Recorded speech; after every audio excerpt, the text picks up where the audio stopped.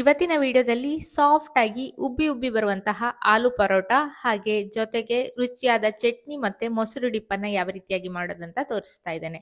ನಮಸ್ಕಾರ, ನಾನು ಪವಿತ್ರ ಭಾಗವತ್. ಮಿಸೆಸ್ ಭಾಗವತ್ ಚಾನಲ್ಗೆ ನಿಮ್ಮೆಲ್ರಿಗೂ ಪ್ರೀತಿಯ ಸ್ವಾಗತ.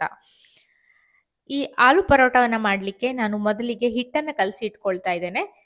ಹಿಟ್ಟನ್ನು ಕಲಸಲಿಕ್ಕೆ ಒಂದು ಬೌಲನ್ನು ತಗೊಂಡು ಅದರಲ್ಲಿ 1 ಕಪ್ ಆಗುವಷ್ಟು ಗೋಧಿ ಹಿಟ್ಟನ್ನು ಹಾಕೊಳ್ತಾ ಇದ್ದೇನೆ. ಹಾಗೆ ರುಚಿಗೆ ಬೇಕಾಗುವಷ್ಟು ಉಪ್ಪನ್ನು ಹಾಕಿದ್ದೇನೆ.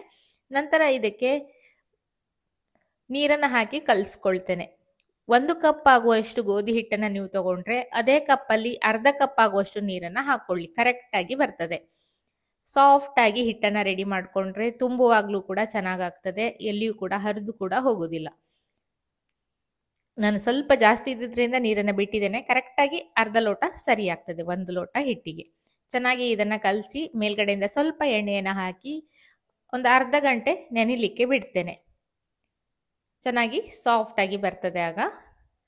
ಈಗ ಆಲೂಗಡ್ಡೆಯ ಸ್ಟಫಿಂಗ್ ಅನ್ನು ಮಾಡ್ಕೊಳ್ಳಿಕ್ಕೆ ಆಲೂಗಡ್ಡೆಯನ್ನ ಸ್ವಲ್ಪ ಉಪ್ಪನ್ನ ಹಾಕಿ ಬೇಯಿಸಿ ಇಟ್ಕೊಂಡಿದ್ದೇನೆ. ಅದರ ಸಿಪ್ಪೆಯನ್ನೆಲ್ಲ ತೆಗೆದು ಹಾಕಿದ್ದೇನೆ. ಇದನ್ನ ಚೆನ್ನಾಗಿ ತುರ್ಕೊಳ್ತೇನೆ. ಈ ರೀತಿ ಚಿಕ್ಕ ತುರಿಯ ತುರುಮಣೆಯಲ್ಲಿ ತುರಿಯೋದ್ರಿಂದ ಸ್ವಲ್ಪನೂ ಗಂಟುಗಳು ಉಳಿಯುವುದಿಲ್ಲ, ಪರೋಟ ಹರಿದು ಕೂಡ ಹೋಗುದಿಲ್ಲ.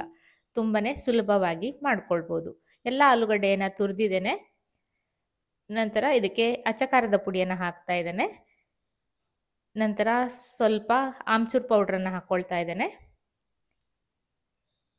ಜೀರಿಗೆ ಪುಡಿ, ಕೊತ್ತಂಬರಿ ಪುಡಿ ಮಿಶ್ರಣವನ್ನು ಹಾಕಿ ನಂತರ ಸ್ವಲ್ಪ ಗರಂ ಮಸಾಲೆ ಪುಡಿಯನ್ನು ಹಾಕೊಳ್ತಾ ಇದ್ದೇನೆ. ನಿಮಗೆ ಯಾವೆಲ್ಲ ಮಸಾಲೆ ಬೇಕು ಅಂತ ನೀವು ಹೆಚ್ಚು ಕಡಿಮೆ ಮಾಡ್ಕೊಳ್ಬೋದು, ತೊಂದರೆ ಏನಿಲ್ಲ. ನಿಮಗೆ ಬೇಕಾದ ಮಸಾಲೆಯನ್ನು ಹಾಕ್ಕೊಳ್ಬೋದು. ಕಿಚನ್ ಕಿಂಗ್ ಮಸಾಲ ಅಥವಾ ಗರಂ ಮಸಾಲ ಯಾವುದಾದ್ರೂ ಒಂದನ್ನು ಹಾಕಿ ಚೆನ್ನಾಗಾಗ್ತದೆ. ನಂತರ ರುಚಿಗೆ ಬೇಕಾಗುವಷ್ಟು ಸ್ವಲ್ಪನೇ ಸ್ವಲ್ಪ ಮಸಾಲೆಗಾಗುವಷ್ಟು ಉಪ್ಪನ್ನು ಹಾಕ್ಕೊಳ್ತೇನೆ. ಹಾಗೆ ಸ್ವಲ್ಪ ಓಮದ ಕಾಳನ್ನು ನಾನಿಲ್ಲಿ ಹಾಕ್ತಾ ಇದ್ದೇನೆ. ಆಲೂಗಡ್ಡೆ ಆಗಿರೋದ್ರಿಂದ ಸ್ವಲ್ಪ ಓಮ ಅಥವಾ ಜೀರಿಗೆ ಅಥವಾ ಇಂಗು ಯಾವುದನ್ನಾದ್ರೂ ಒಂದನ್ನು ಹಾಕೊಳ್ಳೋದು ಒಳ್ಳೆಯದು. ಸ್ವಲ್ಪ ಕೊತ್ತಂಬರಿ ಸೊಪ್ಪನ್ನ ಚಿಕ್ಕದಾಗಿ ಕಟ್ ಮಾಡಿದ್ದನ್ನು ಹಾಕ್ತಾ ಇದ್ದೇನೆ. ಇದು ಆಪ್ಷನಲ್, ನಿಮಗೆ ಲಟ್ಟಿಸುವಾಗ ಹರಿದು ಹೋಗ್ತದೆ ಅಂತ ಅನಿಸಿದ್ರೆ ಕೊತ್ತಂಬರಿ ಸೊಪ್ಪನ್ನ ಹಾಕದೇ ಇದ್ರೂ ಕೂಡ ಆಗ್ತದೆ. ಈ ಮಸಾಲೆಗೋಸ್ಕರ ನಾನು ಸ್ವಲ್ಪ ಉಪ್ಪನ್ನು ಹಾಕಿದ್ದೇನೆ. ಎಲ್ಲವನ್ನ ಚೆನ್ನಾಗಿ ಮಿಕ್ಸ್ ಮಾಡ್ಕೊಳ್ತೇನೆ. ನಾನು ಆಲೂಗಡ್ಡೆಯನ್ನು ಬೇಯಿಸುವಾಗ ಕೂಡ ಹಾಕಿದ್ದೆ, ಹಾಗಾಗಿ ಸ್ವಲ್ಪನೇ ಸ್ವಲ್ಪ ಉಪ್ಪನ್ನು ಹಾಕಿರೋದು. ಚೆನ್ನಾಗಿ ಮಿಕ್ಸ್ ಮಾಡಿಕೊಂಡು ಬೇಕಾದ ಸೈಜಿಗೆ ಉಂಡೆಗಳನ್ನಾಗಿ ಮಾಡಿ ಇಟ್ಕೊಂಡ್ರೆ ಆಯಿತು.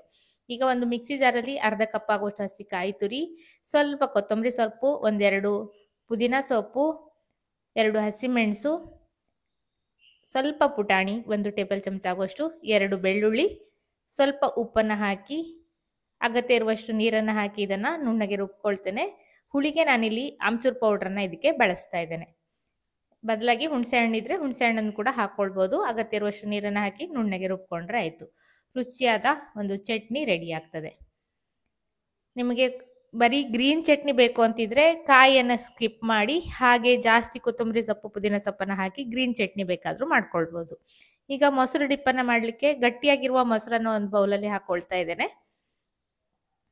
ನಂತರ ನಾನಿಲ್ಲಿ ಪಿಂಕ್ ಸಾಲ್ಟ್, ಹಿಮಾಲಯನ್ ಅವರ ಪಿಂಕ್ ಸಾಲ್ಟ್ ಅನ್ನು ಉಪಯೋಗಿಸಿದ್ದೇನೆ.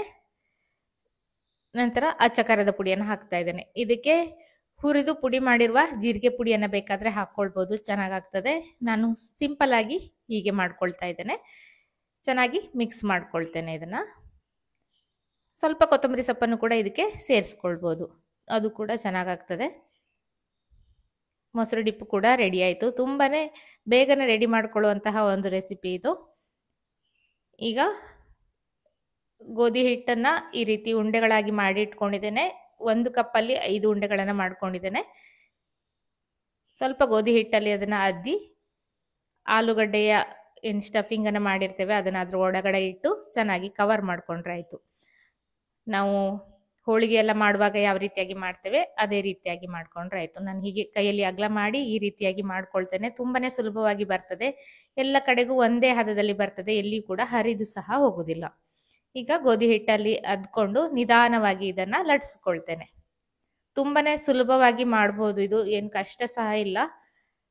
ಸಾಫ್ಟ್ ಆಗಿ ಕೂಡ ಬರ್ತದೆ. ಗೋಧಿ ಹಿಟ್ಟು ಆಗಿರೋದ್ರಿಂದ ಆರೋಗ್ಯಕ್ಕೂ ಕೂಡ ಒಳ್ಳೇದು, ಕೆಟ್ಟದಂತೂ ಅಲ್ಲ. ನಿಧಾನವಾಗಿ ಎಲ್ಲ ಕಡೆಗೂ ಎಲ್ಲಿ ದಪ್ಪ ಇದೆ ಅಂತ ನೋಡಿಕೊಂಡು ತೆಳ್ಳಗೆ ಲಟ್ಸ್ಕೊಂಡಿದ್ದೇನೆ. ಸ್ವಲ್ಪ ದಪ್ಪವಾಗಿ ಇರಲಿ, ತುಂಬ ತೆಳ್ಳಗೆ ಚಪಾತಿಯಷ್ಟು ತೆಳ್ಳಗೆ ಆಗೋದಿಲ್ಲ ಇದು. ಆಲೂಗಡ್ಡೆ ಸ್ಟಫಿಂಗ್ ಇರೋದ್ರಿಂದ ಸ್ವಲ್ಪ ದಪ್ಪವಾಗಿ ಲಟ್ಸ್ಕೊಳ್ಬೇಕು. ಈಗಾಗಲೇ ದೋಸೆ ಕಾವಲಿಯನ್ನು ಕಾಯಲಿಕ್ಕೆ ಇಟ್ಟು ಅದರ ಮೇಲ್ಗಡೆ ಲಟ್ಟಿಸಿರುವ ಪರೋಟವನ್ನು ಹಾಕಿ ಚೆನ್ನಾಗಿ ಬೇಯಿಸ್ಕೊಳ್ತೇನೆ. ಒಂದು ಕಡೆ ಬೆಂದ ನಂತರ ಅದಕ್ಕೆ ತುಪ್ಪವನ್ನು ಹಾಕಿ ಇನ್ನೊಂದು ಕಡೆಗೆ ಮೊಗಚಿ ಹಾಕಿದ್ದೇನೆ. ಮೊಗಚಿ ಹಾಕ್ತಾ ಇದ್ದಾಗೆ ಚೆನ್ನಾಗಿ ಉಬ್ಬಿ ಬಂದಿದೆ ನೋಡ್ಬೋದು. ಪ್ರತಿಯೊಂದು ಪರೋಟನೂ ಇದೇ ರೀತಿ ಉಬ್ಬಿ ಬರ್ತದೆ. ಉಬ್ಬಿ ಬರುವಾಗ ಸೈಡಲ್ಲಿ ಸ್ವಲ್ಪ ಹಸಿಯಾಗಿ ಉಳಿಯುವ ಸಾಧ್ಯತೆ ಇರ್ತದೆ. ಹಾಗಾಗಿ ಸ್ವಲ್ಪ ಅದನ್ನ ಪ್ರೆಸ್ ಮಾಡಿ ಒಡೆದು ಬಿಡಿ, ಆಗ ಎಲ್ಲ ಕಡೆಗೂ ಸರಿಯಾಗಿ ಬೇಯ್ತದೆ. ಇಲ್ಲ ಅಂದ್ರೆ ಅದು ಸೈಡೆಲ್ಲ ಬೇಯುವುದು ಸ್ವಲ್ಪ ಕಷ್ಟ ಆಗ್ತದೆ.